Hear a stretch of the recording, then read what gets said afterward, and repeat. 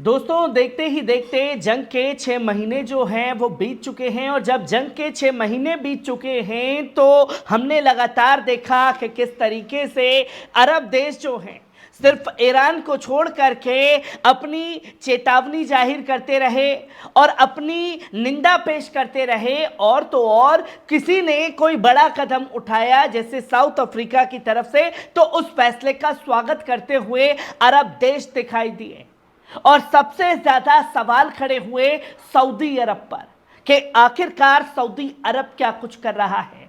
और सऊदी अरब जो है अब खुल करके सामने आ गया है, जहां इजराइल के राफा पर किए गए हमलों को लेकर के पहली मर्तबा यह देखने को मिला कि सऊदी अरब हमले की निंदा पेश नहीं कर रहा, सऊदी अरब किसी का स्वागत नहीं कर रहा। सऊदी अरब साफ तौर पर इजराइल को धमकी दे रहा है कि जो चीजें राफा में आपने की हैं, खूनी संघर्ष, उसे बिल्कुल भी बर्दाश्त नहीं किया जा सकता और इसके नतीजे जो हैं वो आपको भुगतने पड़ेंगे। जो कि सऊदी अरब की तरफ से धमकी जो है वो इजराइल को दी गई है और इनकी धमकी की वजह से शायद अब इजराइल की अकल ठिकाने भी आ जाए, जिसके चलते वो राफा पर हमले रोक दे।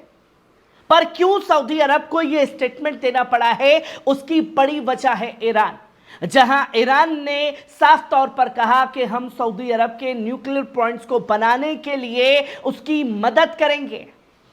जिसके चलते आज सऊदी अरब का बयान जो है इजराइल के खिलाफ आया है, जिसकी तस्वीरें आपके सामने स्क्रीन पर हैं, जो कि आप देख सकते हैं कि फॉरेन मिनिस्ट्री की तरफ से यह बयान जो है वो जारी किया गया, जहां सऊदी अरब ने सोमवार को इजराइल को राफा को निशाना बनाने के खिलाफ चेतावनी दी और इसे गाजा पट्टी से फलस्तीनियों के बलपूर्वक विस्थापित करने के उद्देश्य में एक खूनी संघर्ष बताया। जहां राफा जैसे नागरिक क्षेत्रों को जानबूझकर निशाना बनाना अंतर्राष्ट्रीय कानून और मानवाधिकार सिद्धांतों का उल्लंघन है। आज जाकर के 6 महीने बाद जब राफा पर हमला हो रहा है, तब यह नरसंहार का उल्लंघन सऊदी अरब को नजर आया है। देखते ही देखते 40,000 से ज्यादा लोगों को फलस्तीन के अंदर शहीद कर दिया गया।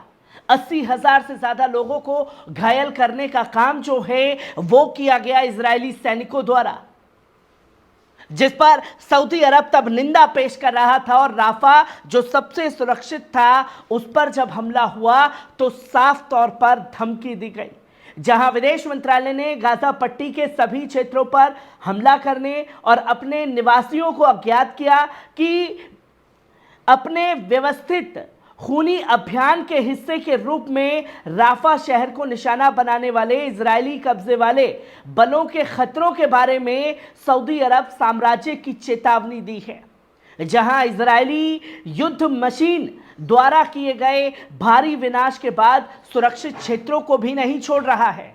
जहां इजरायली सेना ने सोमवार को लगभग 1 लाख फिलिस्तीनियों को दक्षिण शहर राफा से बाहर निकलने का आदेश दिया, ये संकेत देते हुए कि लंबे समय से दावा किया गया कि जमीनी आक्रमण जल्द ही हो सकता है और गाजा में संघर्ष विराम के प्रयासों को और अधिक जटिल बना सकता है।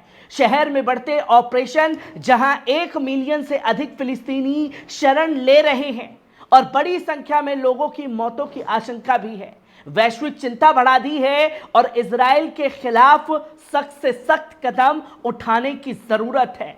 जहां एडवाइजरी दी जा रही है कि इजराइल के खिलाफ सख्त कदम उठाने की जरूरत है। बीते 6 महीने सऊदी अरब ने कोई सख्त कदम क्यों नहीं उठाया? जहां हौसला अफजाई की जाती रही उसके साथ बिजनेस पार्टनर बनके, उसकी हौसला अफजाई की जाती रही, शांति समझौते की एक लॉलीपॉप जो है वो सऊदी क्राउन प्रिंस को दे दी गई है। जहां इजराइल और अमेरिका ने कहा कि आप इजराइल का साथ देंगे, इजराइल जो कर रहा है उस पर कुछ आपको बोलना नहीं है, पर हबीबियों हम आपको खतरनाक हथियार देंगे।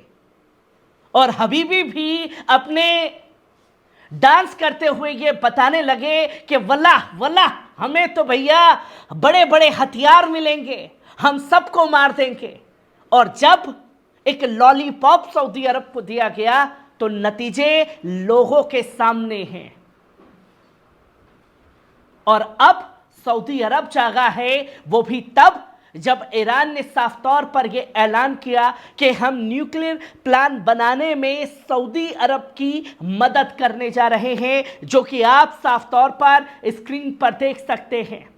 जहां ईरान के परमाणु ऊर्जा संगठन के अध्यक्ष मोहम्मद इस्लामी ने परमाणु विज्ञान और उसके अंतर्राष्ट्रीय सम्मेलन और 30वें मौके पर ईरान में सऊदी अरब के राजदूत अब्दुल बिन सऊद अल अनाजी से मुलाकात की और बातचीत की कि सोमवार को इस्फाल में राष्ट्रीय परमाणु सम्मेलन होगा। इस्लामी ने कहा कि ईरान और सऊदी अरब के लिए जो महत्वपूर्ण है वे दोनों देशों के राष्ट्रीय हितों के अनुरूप बातचीत विकसित करने का प्रयास है। जहां इस्लामी ने इस बैठक में कहा कि परमाणु प्रौद्योगिकी जैसी तमाम चीज़ें जो हैं वो आपके देश में तैनात करी जाएंगी, उसमें हम आपकी पूरी तरीके से मदद करेंगे। जिसमें उन्होंने कहा कि निश्चित रूप से इस मुद्दे ने इस्लामी गणतंत्र ईरान का विरोध करने वाले देशों की नाराजगी और अहंकार का कारण बना है। अगर कहीं ना कहीं सऊदी अरब की नाराजगी ईरान से भी होगी तो ईरान के इस कदम से वो नाराजगी खत्म होगी, क्योंकि सऊदी अरब को मिर्ची इस बात की लगी हुई थी कि कैसे देखते ही देखते भले ही हम सबसे अमीर देश हों खाड़ी देशों में, पर ईरान ने अपनी सैन्य ताकत को बढ़ा करके दुनिया को दिखा दिया और सुपर पावर अमेरिका को झुका दिया। और अब वही ताकत जो है बनाने का ऐलान ईरान ने किया सऊदी अरब में, जिसके बाद यह स्टेटमेंट जारी किया गया, जहां ईरान ने सऊदी अरब के राजदूत ने अपनी ओर से दोनों देशों के बीच बातचीत की प्रगति और विकास पर दिया है। जहां सऊदी दूत ने ईरान को एक पड़ोसी देश, एक दोस्त और एक भाई माना है, तो वहीं द्विपक्षीय सहयोग के क्षेत्र में और शांतिपूर्ण परमाणु गतिविधियों के क्षेत्र में और अधिक प्रगति देखने की उम्मीद भी जताई है। जो तस्वीरें लोगों के सामने आई हैं कि खुल करके अब इजराइल के खिलाफ सऊदी अरब भी आया है, जहां धमकी तो दी गई है पहली मर्तबा के अंजाम भुगतने पड़ेंगे और ईरान का ये कदम जो सऊदी अरब की तरफ उसने बढ़ाया है वो मास्टर स्ट्रोक साबित होगा। और जब ये कदम मास्टर स्ट्रोक साबित होगा तो यकीनन इस कदम से खलबली कहीं मचे चाहे ना मचे, पर अमेरिका और इजराइल में इस कदम की चर्चा तेज हो चुकी है। तमाम पाबंदियां ईरान के ऊपर लगा ली गई, पर फिर भी ईरान ने अपनी ताकत को दुनिया के आगे दिखाया। वही ताकत जिसका लालच दिया जा रहा था सऊदी अरब को कि हम खतरनाक हथियार देंगे आपको, बस आपको इजराइल का साथ देना है। और सऊदी अरब को अपने फेवर में लाने के लिए ईरान ने बड़ा मास्टर स्ट्रोक खेल दिया है। हर एक खबर से आपको रूबरू कराता रहूंगा। दीजिए इजाजत।